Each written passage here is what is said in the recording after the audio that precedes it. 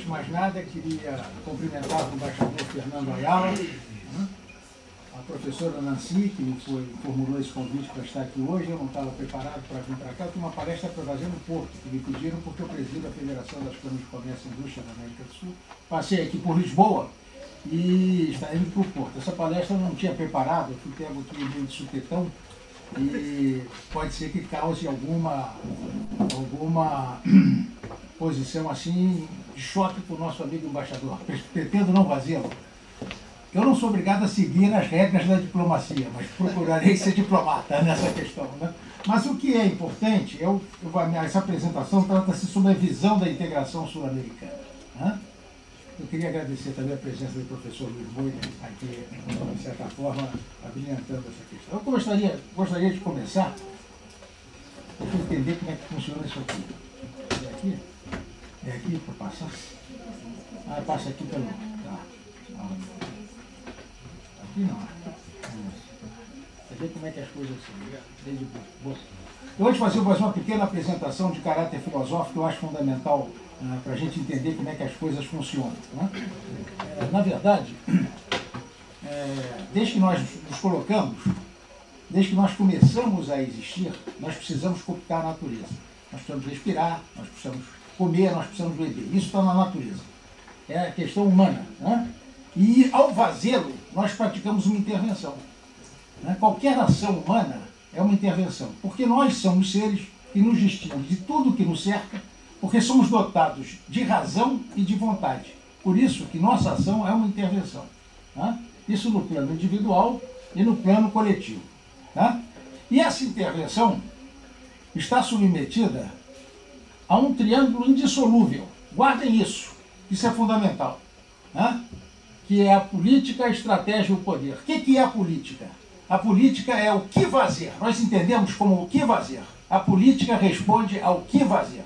E é a questão central, porque tentam nos vender que a questão central está embaixo, na relação entre estratégia e poder. Não é verdade.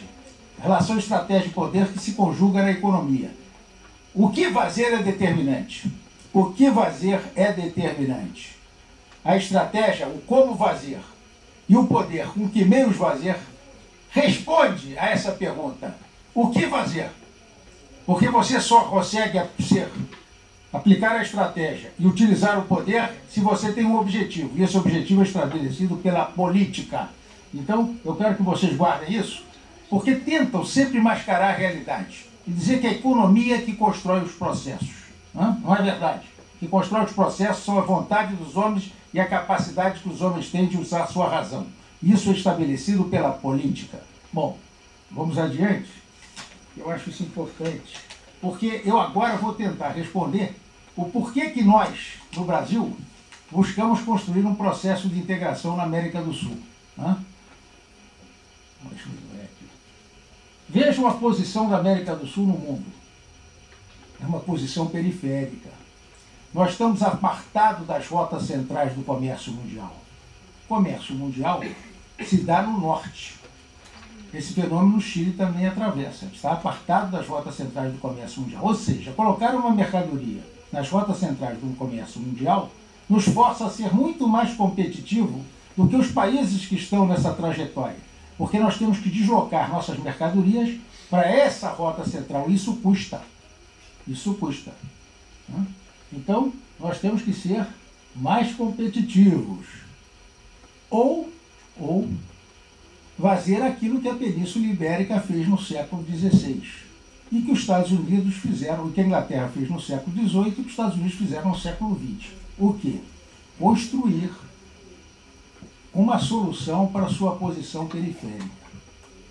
A Península Ibérica fez isso com os descobrimentos. Não se esqueçam que as rotas do comércio no mundo no século XV, século XIV, se processavam pela Rota da Seda, costa Líbano, costa oriental do Mediterrâneo, Gênova e Veneza, e subiam pelo Vale do Reno para o norte da Europa. Onde estava a Península Ibérica nisso? Completamente deslocada das rotas centrais do comércio mundial. Mas teve um projeto. O projeto que começa em Portugal, onde foi o Dom Henrique, o projeto dos descobrimentos. E com esse projeto, a Península Ibérica não só se inseriu no centro do mundo, como também a Península Ibérica deu início à mundialização. Mundialização, porque globalização é o discurso que os americanos usavam e que já abandonaram. Né? É preciso entender as coisas, porque senão a gente fica preso às palavras e eu sei que a operação psicoinformativa funciona. Globalização não existia antes da queda do muro. Globalização aparece depois da queda do muro. O que existia, e sempre existiu desde o século XVI, é um processo de mundialização crescente, onde os mercados e culturas se interagem cada vez mais rapidamente. Né? Bom, essa questão é relevante. Eu quero mostrar a vocês um quadro aqui que, de certa forma, exemplifica o que eu estou falando. Meus amigos, vejam aí o crescimento médio entre 2003 e 2010. Vejam que a Argentina foi o terceiro país nessa lista, isso é dados do Fundo Monetário. A Argentina, com todos os seus problemas entre 2003 e 2010, cresceu 7,5%. Por quê? Porque a Argentina, diferentemente, por exemplo, do Brasil, priorizou metas de crescimento no estabelecimento das suas políticas. O Brasil estabeleceu metas de inflação. Isso tem custo. Tem custo. Em termos de crescimento, a Argentina cresceu mais do que o Brasil. E aí podemos comparar o Chile e o Brasil. Praticamente cresceram a mesma coisa nesse período. Né? Agora, o que é relevante é que todos esses países da América do Sul cresceram por pelo menos 2 vezes mais do que os países chamados países desenvolvidos. Bom, se nós olharmos o outro quadro, variação em relação a 2009, nós vamos ver lá o Peru, o Brasil, que cresceu 7,5%, e nós vamos ver os países desenvolvidos e podemos ver que essa tendência de crescimento maior dos países da América do Sul está se exponenciando. Agora não é mais 2 vezes, é 3 vezes o que cresceu os demais países desenvolvidos. Não é o efeito da crise. Eu diria a vocês que é o efeito do descolamento da crise. Nós descolamos do processo da crise. Coisa que ainda não aconteceu aqui e vai custar muito a acontecer. Bom, eu vou passar para um outro quadro também que é muito interessante, que trata, esse quadro é muito interessante, que trata da posição relativa do produto interno bruto dos países. O Brasil era a 8ª economia do mundo, já é a 7ª. E todas as projeções indicam que o Brasil, em 2015, será a 5ª economia do mundo. Nós passaremos a Inglaterra e a França. Se nós imaginarmos a América do Sul como um espaço econômico único, nós seremos os terceiros em 2015. Isso faz parte da estratégia nacional do Brasil e hoje da Argentina e hoje de outros países da América do Sul que não me convém mencionar. Certo? Mas é essa a questão. Aí está a questão. Bom, vamos passar para um outro quadro que eu acho interessante. Eu vou deixar isso tudo com vocês, que é muito importante para vocês terem aqui. Que trata do PIB. Esse PIB era de 2009, né? Vocês viram que cresceu muito em 2010 o PIB do Brasil por causa da questão cambial. Atenção, hein? Todos esses dados que foram expostos aqui pelo nosso embaixador, e pelo que eu estou expondo aqui, são dados sujeitos a uma coisa chamada câmbio, moeda, valor que se valoriza uma moeda. Coisa que os americanos têm gritado contra a China tremendamente. A China tem uma política de privilegiar as exportações, por isso coloca a sua moeda em relação ao dólar a um preço muito competitivo, muito baixo. Né? Então, é isso que vocês veem aí, a situação dos países da América do Sul. Vejam que a Venezuela é o país que tem o maior PIB per capita, né? E vejam, por exemplo, como é que está o perfil desses países na América do Sul. A situação real da América do Sul é essa. Tá?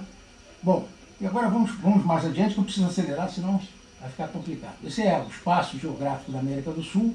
Mais adiante eu vou falar sobre isso, na questão da integração física. Mas é um continente praticamente virgem, virgem em termos de exploração. Lembrem-se da questão do poder do triângulo inicial. Poder é uma coisa que resulta da transformação de uma outra coisa chamada potencial em poder. É a apropriação de um potencial pela inteligência humana para transformar isso em poder. Né? Então, a América do Sul tem uma capacidade, tem um grande potencial. E como o embaixador colocou bem, depende de uma outra variável chamada capital humano. E capital humano se constrói com educação. Né? Para transformar esse potencial, esses recursos naturais que o continente tem, em poder. Bom, é um espaço de mais de 17 milhões de quilômetros quadrados. Né? Se rivaliza com a Rússia, muito mais aproveitável que a Rússia. Né?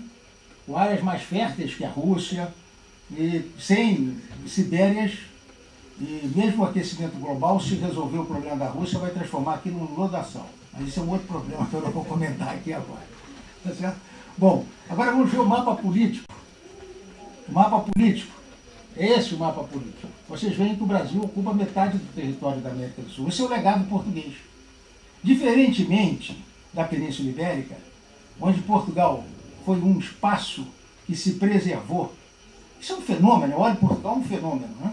Porque não há nenhuma característica relevante em termos geográficos que separe.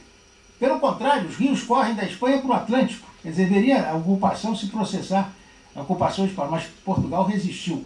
E aqui houve um fenômeno mais ou menos inverso. Portugal aqui avançou. Saiu de Tordesilhas e triplicou o território, quase triplicou o território que Tordesilhas estabelecia. Né? Então, a América do Sul hoje, o Brasil tem metade do território. Tem mais da metade do PIB da América do Sul. Eu tive que fazer uma palestra na Alemanha, me pediram para fazer uma palestra sobre a questão das assimetrias. Eu disse lá, poxa, vocês estão preocupados com a assimetria? Imagina a situação que nós estamos. Porque se eu somar o PIB da França com o PIB da Alemanha, esse PIB conjugado, representa 1/3 do PIB alemão, do Produto Interno Bruto alemão. Pois vocês acreditem que o Brasil tem mais da metade do PIB da América do Sul. Então, para nós conduzirmos um processo desse, nós temos que ser profundamente solidários. Né? E temos que tentar convencer os nossos parceiros que é melhor se juntar com o Brasil do que ficar jogando solto na arena mundial. Porque qual destino terá um país pequeno da América do Sul jogando solto na arena mundial? Mas isso é um problema que ele não cabe ao Chile. O Chile não está jogando solto. Como ele disse aqui, está trabalhando na Unasul. Não é verdade, embaixador? Vamos tratar aqui sobre densidade demográfica. Vejam como é um espaço inabitado. É um espaço inabitado. A América do Sul ainda é um espaço a ser ocupado. Né? Todos os países da América do Sul têm desertos demográficos. Nós temos a Amazônia, que praticamente tem só 20 milhões de habitantes, quase a metade do território brasileiro. A Argentina tem a Patagônia, o Chile tem o norte do Chile, e o Peru tem lá suas regiões amazônicas, e por aí vai. Venezuela também, etc, etc. É um espaço ainda onde admite um crescimento demográfico razoável. Vamos passar aqui rapidamente.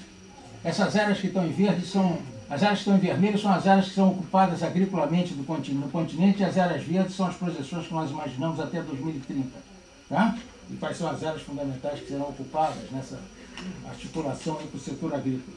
Que é, olha, questão agrícola e a questão de água, segue-se a questão energética como grande espaço de contencioso no mundo de amanhã, hein? O mundo de amanhã, o mundo de hoje, a questão energética é central, e no mundo de amanhã, a água e a produção agrícola serão questões centrais. Tá? Então, eu estou colocando isso porque eu acho que é relevante. E aí eu vou começar a colocar o papel do Brasil, né? Nessa história toda. Bom, o Brasil tem um projeto. Não, aqui temos atividade industrial, onde se concentram as atividades industriais. Uma coisa relevante que nós observamos é o seguinte: para você ter uma indústria exitosa, no espaço em que você opera, tem que ter uma densidade demográfica de mais de 50 habitantes por quilômetro quadrado. Porque senão a sua indústria não funciona. Aí alguém me diz, não, a Suécia não é assim. Porque a Suécia se articula com o norte da Alemanha, se articula com as regiões bálticas da Polônia, etc. Então tem condição de estruturar um processo industrial. Mas espaços em que não tem 50 habitantes por quilômetro quadrado, fica muito difícil você constituir uma base industrial produtiva competitiva. Bom, depois que mais que eu falo aqui, agora sim, eu vou começar a falar sobre o Brasil. Então, hoje a participação do 2010 dos investimentos brasileiros nos países da América do Sul em relação ao PIB total desses países. Vejam lá, nós aplicamos no Chile também. Né? 3,5% dos investimentos feitos no Chile, capitais chilenos, capitais De outros países, 3,5% do Brasil. Tá? Na Argentina e na Venezuela que nós estamos priorizando. Nossa prioridade é Argentina e Venezuela. Isso é bom colocar, porque o pressuposto nosso é que se nós integrarmos a Argentina e a Venezuela, vou ser bem objetivo aqui, viu, embaixador? O resto cai com gravidade. Tá? Bom, veja uma outra coisa relevante. O Brasil é um grande país exportador de commodities, mas na América do Sul um grande país de exportação de bens industriais. É uma situação inversa. Na América do Sul nós exportamos produtos industriais. Por quê? É simples. Aquilo que eu tinha falado antes para vocês, das vantagens comparativas locacionais que nós temos na América do Sul, que se transformam em desvantagens comparativas locacionais em relação ao mundo, se processam. Então, é muito mais fácil atender a América do Sul pela indústria brasileira do que atender a América do Sul por outras indústrias. Isso não quer dizer que tem funcionado por completo, como nós vamos ver adiante. Nós estamos reorganizando esse processo. Bom, agora eu vou passar uma série de quadros aqui, só uma questão de informação para vocês, que trata sobre a integração econômica da América do Sul, a questão energética, sua relevância nessa apresentação, porque a questão energética é a questão central. Aí mostram o fluxo energético, de recursos energéticos dos países. Isso aqui eu acho mais importante ser colocado. Nós escolhemos 9 setores, usando a classificação que é praticada nas Nações Unidas, e fizemos um resumo disso, e concluímos quais são os problemas que nós temos na América do Sul. Então vocês vão ver, por exemplo, que produtos químicos, e nós temos uma deficiência que nós temos que suplantar isso na América do Sul, como todo, e máquinas, e equipamentos. O resto nós somos autossuficientes. Nós podemos ser autossuficientes em tudo, desde que tenhamos uma política. Eu sou daqueles que não acreditam que o liberalismo resolva os problemas do mundo. O liberalismo resolveu o problema da Inglaterra quando lhe interessou. Porque a Inglaterra, no início, não era liberal. A Inglaterra começou construindo uma indústria têxtil, destruindo o artesanato perfeitamente constituído, que era o artesanato indiano. E preservou e sempre protegeu, usando o Estado, os interesses da indústria inglesa. Os Estados Unidos foram profundamente intervencionistas ao montar sua indústria. Existe um sistema econômico chamado Sistema Econômico Americano, imaginado pelos pais fundadores, pelo Madison, em especial pelo Alexander Hamilton, que defendeu 2 teses que foram centrais na conjugação do chamado capitalismo moderno, a ideia de um banco de Estado, Banco Central de Estado, e a ideia das manufaturas como instrumento de acumulação, porque ele dizia lá uma coisa que é verdade, meus amigos. A agricultura, as atividades primárias, não acumulam tanto como as atividades industriais. Por quê? Porque nesses espaços não se processa a inovação. A inovação, se processa de forma lenta. E a inovação é a mola da acumulação. As empresas inovam para acumular, para serem monopolistas. Essa ideia de que a competição constrói os mercados, isso é uma bobagem tremenda. Qualquer criança sabe que das 3 modalidades de contato que os seres racionais têm, que é a cooperação, quando juntos buscamos o mesmo objetivo, a competição, quando seguindo regras pré-acordadas, mas separados buscamos o mesmo objetivo, e o conflito, que é separado sem seguir regra alguma, buscamos o mesmo objetivo, qualquer criança sabe que a cooperação é melhor que a competição. E nos vendem o discurso da competição como uma mola do sistema capitalista. Quando não é, todos sabemos que não é, pô. Então, o que acontece é o seguinte, é importante a gente distinguir o que a gente escuta do que é a verdade. Aliás, também a verdade é relativa, mas é importante discutir, a gente sempre fazer essa distinção. E aqui nós estabelecemos alguns critérios, que é o seguinte, menor que 20%, é muito baixo, etc. E vai por aí. Isso depois com calma vocês veem, senão não vou ter... Eu vou pegar aqui uma coisa, queria mostrar o Chile aqui. O Chile aqui é interessante, porque eu peguei aqui o Chile, quero ver como é que está o Chile aqui, essa sua política. Depois a gente vê, mas dá uma olhada aí que está interessante, tem dados ali que mostram um baixo coeficiente, que mostra uma certa economia meio privilegiando determinados setores, pode ser uma política deliberada também, tem isso, né? Isso pode ser uma política exitosa. Eu estou falando isso tudo porque aconteceu uma coisa. Eu fui vice-presidente do BNDES. Né? Tinha saído da Escola Superior de Guerra, nós tínhamos estruturado a Estratégia Nacional do Brasil, então a segunda visita que eu fiz foi ao Chile. Né? E eu tive a Venezuela, fui à CAF, para acertar lá com a CAF um modelo de financiamento conjunto nas obras de infraestrutura. E depois eu fui ao Chile. Até me lembro que eu fui com o diretor de relações, eu era vice-presidente, fui com o diretor de relações internacionais. E aí fomos muito bem recebidos. Aliás, os chilenos são profundamente acolhedores. Eu já conhecia isso de garoto. Eu tinha viajado ao Chile, quando fiz serviço militar também na Marinha, nós fomos ao Chile. E o Chile tinha um especial, pelo menos os chilenos tinham uma especial atenção a nós brasileiros. Porque imaginavam que nós tínhamos uma rivalidade histórica com os argentinos. Não, Chile e Brasil, uma amizade sem limites. Sem limites, me lembro disso, sem limites. E eu falei, poxa, vou ter aqui um tratamento principesco, estou chegando no Chile e tal. E aí nós tínhamos uma política de intervenção, uma política de estruturar o mercado, de planejar o mercado, organizar o mercado da América do Sul. E aí tive umas reuniões e fui no Banco Central. Nunca me esqueço disso. Você sabe que o Banco Central, todos os bancos centrais, seguem uma ótica de que eles são verdadeiros protetores e detentores do processo econômico. O Ministério da Fazenda são instrumentos de política. Não é? Eles sempre acham isso. Não é questão de privilégio do Chile no Brasil, é a mesma coisa. Não? Aí eu cheguei lá, comecei a conversar com o pessoal, tal, a conversa estava indo muito bem, quando eu disse para ele, nós precisamos nos organizar aqui para organizar o mercado, para isso precisamos fazer isso, fazer aquilo. Aqui não é assim não. Aqui nós jogamos soltos, não tem nada de acordo nenhum, nem nada e tal. Eu falei assim, mas o que vocês estão pretendendo fazer? Nós vamos fazer um tratado de livre comércio com os Estados Unidos. Estava em discussão o negócio da ALCA, aquela confusão dos americanos, né? Querendo seguir as teses lá do velho Spickman, que tinha que constituir todos os recursos naturais da América para preservar a hegemonia americana. Estava preso ainda o discurso de 1940. Aí a gente não está nisso não, a gente não quer ALCA não. Não, mas bom, nós vamos fazer um tratado de livre comércio com os Estados Unidos. Falei, mas vai ser um absurdo, o que vocês vão ganhar com isso? Você que vai ver, nunca me esqueço disso.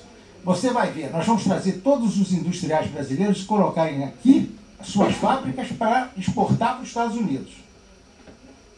Textual, mas eu estou me contando uma coisa verdadeira. Aí eu olhei aqui e falei, não é possível, pô. Não é possível que eu falei, mas vocês já pensaram que entre aqui e os Estados Unidos tem 8.000 quilômetros? Qualquer pessoa racional vai fazer essas fábricas nos municípios fronteiriços do México, porque já existe a NAFTA. Por que vai fazer aqui? Aí ele parou, falou, você falou uma coisa racional. O cara falou, ainda bem que falei uma coisa racional, porque até agora está falando só coisas irracionais. Aí ele disse assim para mim, mas você chegou atrasado. Nós fizemos um tratado de livre comércio com a Coreia do Sul e está dando muito bem. Eu falei, se vocês fizeram um tratado de livre comércio com a Coreia do Sul, eu não falo mais nada. Se vocês acham que a Coreia do Sul vai resolver o problema de vocês, a gente tem que sair. Por quê? Quantos quilômetros a Coreia do Sul está do Chile? Quer dizer, o Chile só vai conseguir trabalhar com a Coreia do Sul, na minha opinião, naqueles setores em que o Chile tem uma vantagem comparativa tão grande, que são recursos naturais, em especial cobre. Em especial cobre. Porque mesmo madeira, mesmo frutas, mesmo vinho, etc., a Coreia do Sul pode ter outras alternativas. Uma Austrália, alternativas mais próximas. Então eu vejo isso como um processo que vai requerer, eu acho a política do Chile uma política exitosa, não digo a vocês que não é exitosa, mas eu imagino isso no médio e longo prazo, não no curto prazo. No médio e longo prazo eu acho que o Chile devia estar mais preocupado em transformar a realidade do que se adaptar à realidade. Mas isso é um discurso meu, tá certo? Não tem nada a ver com... E eu não sou diplomata, então eu posso me ater a falar. Se eu fosse diplomata, eu não falava nada. Eu já devo ter paciência com isso. Bom, aí aqui temos... Bom, aí vai para outras informações. Não vou parar nisso não, porque eu acho que isso só vai cansar vocês, pô. Matriz de comércio. Eu deixo tudo isso com vocês, que isso vai ajudar muito vocês. Matriz de comércio da América do Sul em 2010, quem exportou para quem importou o quê, etc, etc. Tá? Agora, vou falar sobre a participação da América do Sul no comércio com o Brasil. Apesar do Brasil, a participação muito pequena da América do Sul, apesar do Brasil ter uma política vocacionada para a América do Sul, a política externa do Brasil é vocacionada para a América do Sul. Só que pela dimensão do Brasil e pela política externa do Brasil, que é de privilegiar os espaços não centrais, isso é um êxito da nossa política externa, até porque os espaços não centrais estão tendo desempenho econômico, os espaços centrais estão tendo desempenho econômico pífio, os espaços não centrais estão tendo desempenho econômico exitoso, né? Nós temos mantido uma participação de 20%, mais ou menos de 20%, tanto nas exportações como nas importações da América do Sul. Mas o que é relevante é que, como nós exportamos manufaturado para a América do Sul, os nossos saldos comerciais são muito grandes na América do Sul. Lembrando a minha tese, que a indústria é a mola da acumulação. Esse negócio de commodities como mola de acumulação não vai a lugar nenhum. E aí vocês veem o quanto a participação desse saldo na América do Sul tem crescido em relação... A América do Sul tem uma participação crescente no saldo comercial do Brasil. Quer dizer, eu diria a vocês, por exemplo, que 64% do saldo do ano passado foi decorrente do saldo das relações comerciais com a América do Sul. Bom, vamos já dar, senão a gente... Exportações do Brasil para a América do Sul, está aí, importações do Brasil para a América do Sul, faz muito mais sentido lá. Agora eu vou falar sobre uma coisa, saldo comercial do Brasil. Vocês veem que com o Chile, nós temos uma posição negativa, eu não sei se está aí nisso, mas o saldo comercial, o Brasil tem um saldo comercial com o mundo sem o Brasil, de cada um desses países. E tem um saldo comercial que tem com os únicos países que nós temos déficit na balança comercial na América do Sul é a Bolívia, por causa do gás, e o Chile. Hein? Não é cobre, não. O Chile é um grande exportador de vinho para lá. Mas os argentinos já estão tomando o mercado chileno. Aliás, presta atenção nisso, hein? Presta atenção nisso. Não é, embaixador? Bom. Nós gostamos da concorrência. Gostamos muito da concorrência. Mas ela está sendo danosa para vocês. Não devem gostar Nós tanto. temos uma economia aberta, completamente. Não, mas olha, com os argentinos vocês não devem gostar muito, não. Mas é outro problema.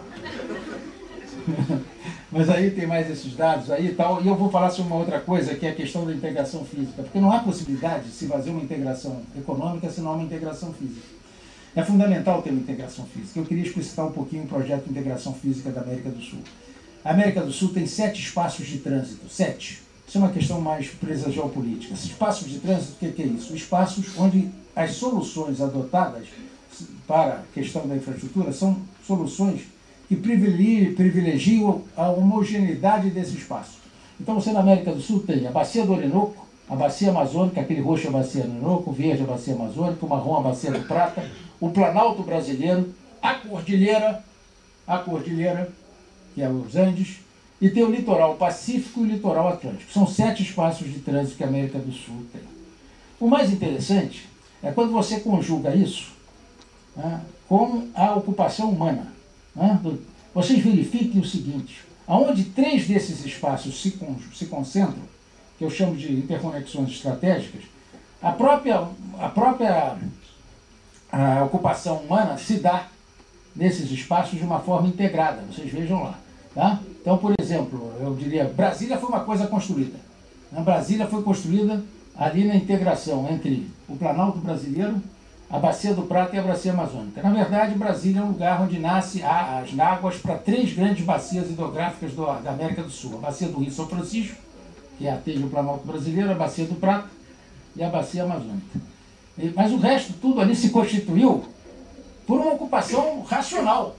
O Hegel dizia uma coisa, que é o seguinte, a única coisa que a filosofia pode mostrar é que a história é racional.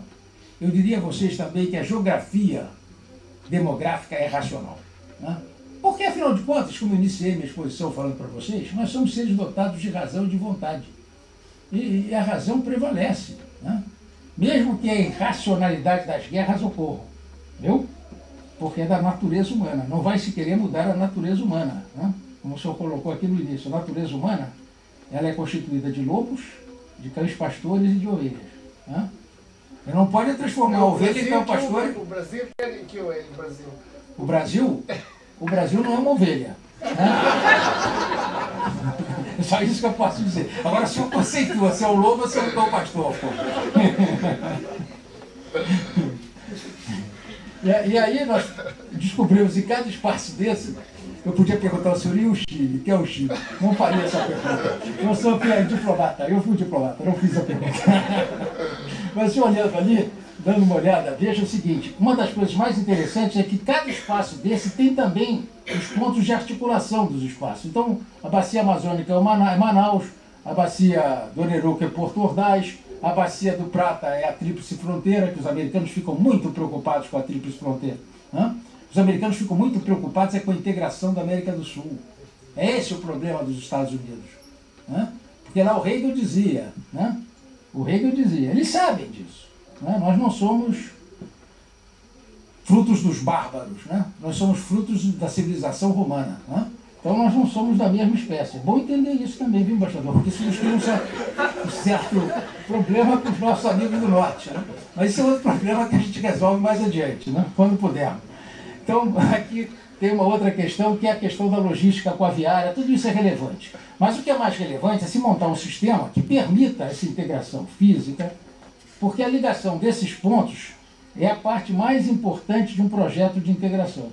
É isso que nós temos perseguido sem divulgar. Né? Porque inventaram uma tal de IRSA. Né?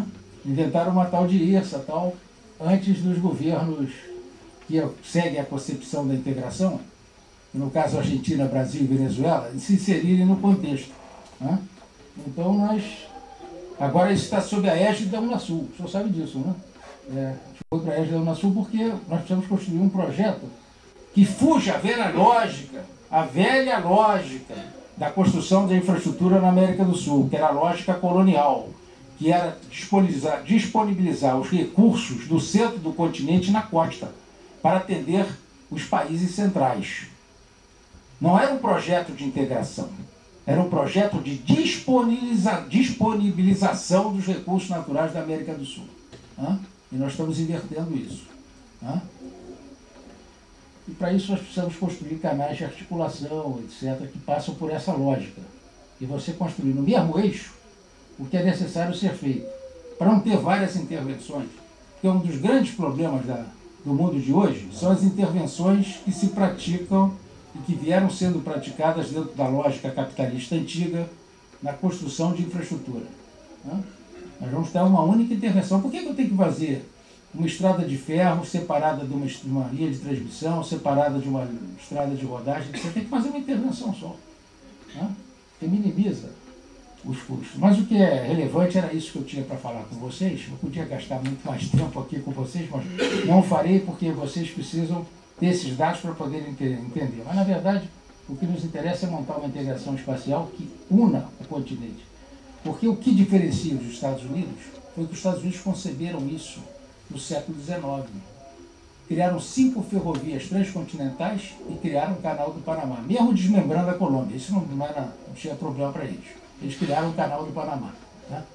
Porque eles praticam o realismo na sua essência mais forte. Tá? E como nós somos latinos, temos que praticar numa essência mais fraca.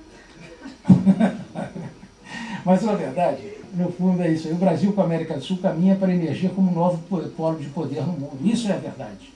Nós caminhamos para emergir como um novo polo de poder. E a questão das forças armadas, que o nosso embaixador falou, porque eu também acredito que política de defesa e política externa são coisas complementares. No mundo só fala quem tem força. Aliás, a China sabe disso de forma clara.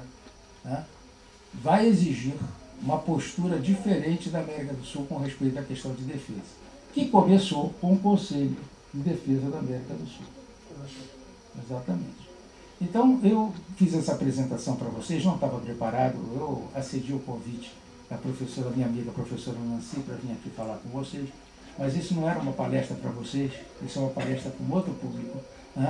Mas eu até fiz um full disclosure que não devia fazer para vocês aqui, mas eu acho que é importante que vocês participem, entendam, porque afinal de contas, O Brasil é a América Portuguesa. E eu estou falando no auditório português. Tá? Muito obrigado.